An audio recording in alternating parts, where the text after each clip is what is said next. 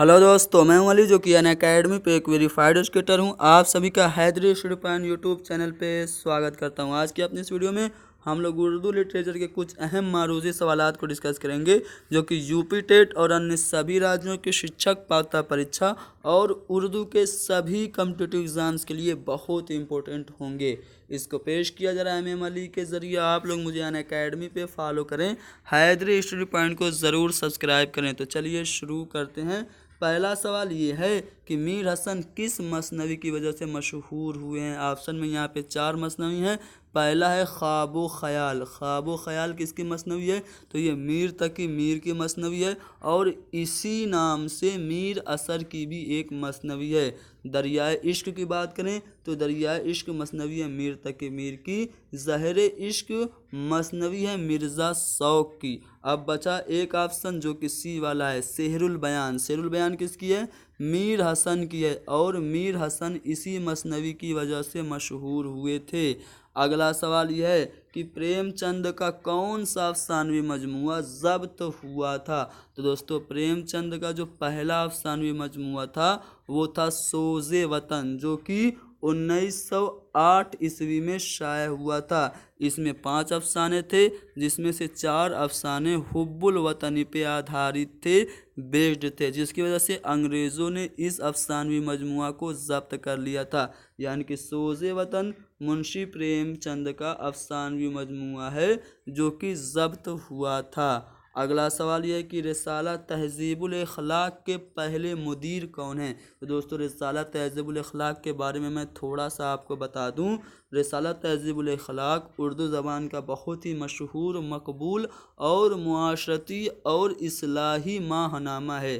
जिसे किसने किसने जिसको शाये किया था? इसको शाये किया था सर सैयद अहमद ख़ान ने। जब वो इंग्लैंड से वापस हुए थे तो इन्होंने 14 दिसंबर 1870 में रिसाला तहज़ीबुल अखलाक को अलीगढ़ से शाये किया था। अलीगढ़ में ही इन्होंने एक यूनिवर्सिटी बनाई थी जिसका नाम है अलीगढ़ मुस्लिम यूनिवर्सिटी। तो अलीगढ़ से सन 1870 ईस्वी में सर सैयद अहमद ख़ान ने तहज़ीबुल अखलाक रिसाला को जारी किया था। इस माहनामा का जो अंग्रेज़ी नाम था वो क्या था? मुहम्मदन सोशल रिफार्मर था।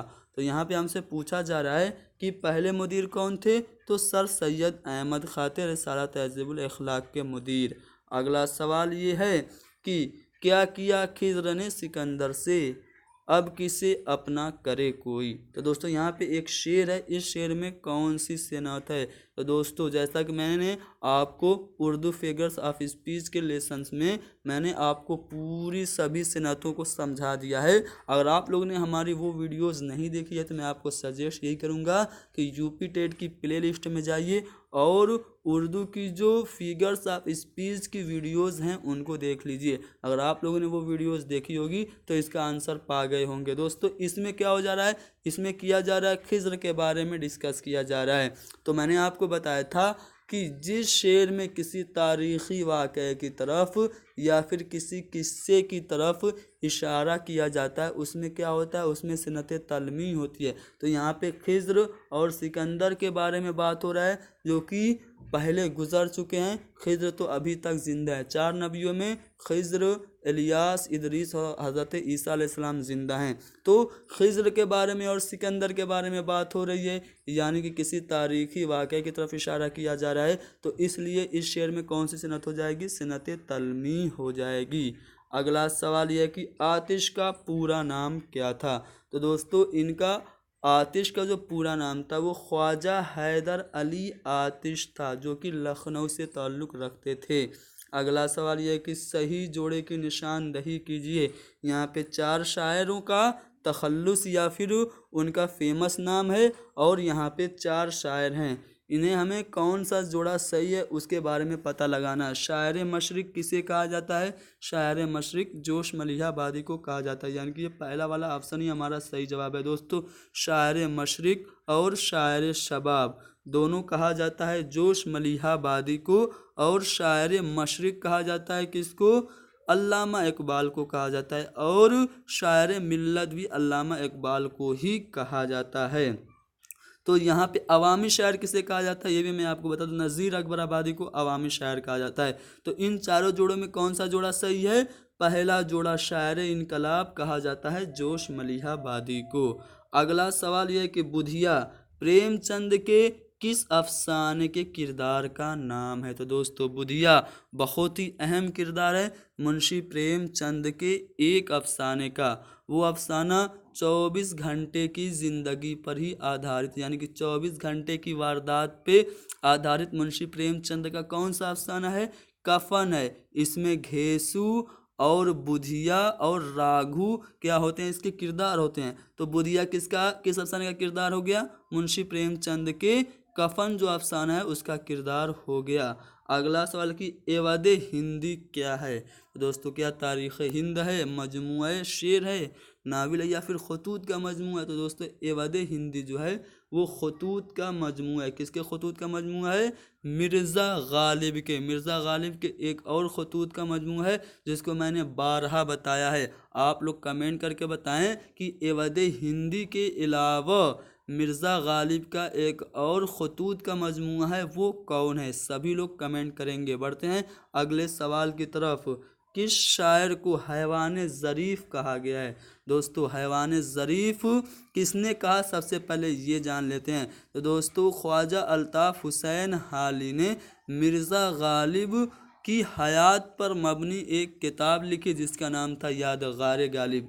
यादगार गालिब में हाली ने मिर्ज़ा गालिब को ही हैवान ज़रीफ़ कहा, यानी कि किस शायर को हैवान ज़रीफ़ कहा गया? मिर्ज़ा गालिब को कहा गया।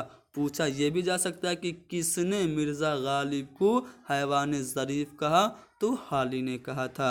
बढ़ते हैं अगले सवाल की तरफ। कहा जा रहा है कि कौन सी नज़्म नज़ीर अकबराबादी की नहीं है? दोस्तों कौन कौन है जो नज़ीर अकबराबादी की ये जान लेते हैं। आदमी नामा बिलाशुबा नज़ीर अकबराबादी की है, बंजारा नामा भी नज़ीर अकबराबादी की है, होली भी नज़ीर अकबराबादी की, जबकि जो बेर बफूटी है ये नज़ीर अकबराबादी की नहीं है। तो हमारा डी वाला ऑप्शन सही जवाब हो जाएगा।